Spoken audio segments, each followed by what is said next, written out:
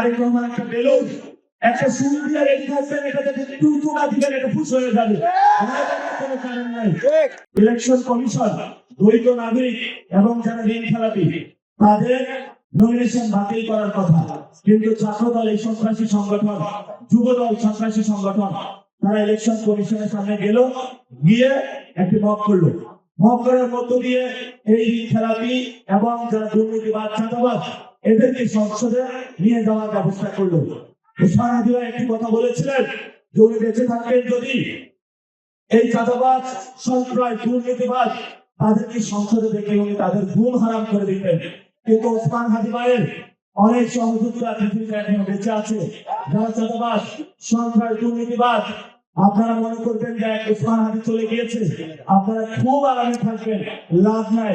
হাজার হাজার লাখ লাখ বাংলাদেশে ওসমান হাদি তৈরি হয়েছে।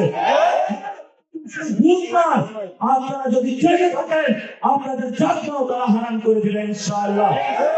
যদি তোমরা মৃত্যুবরণ করো চাঁদাবাজি করে, সন্ত্রাসী করো, কবরের উপরে দিও আমরা লিখে দিব এই হলো চাঁদাবাজ, এই হলো সন্ত্রাস। মির্জাপুরের উপর কবরের উপরে লিখে দেওয়া হয়েছে।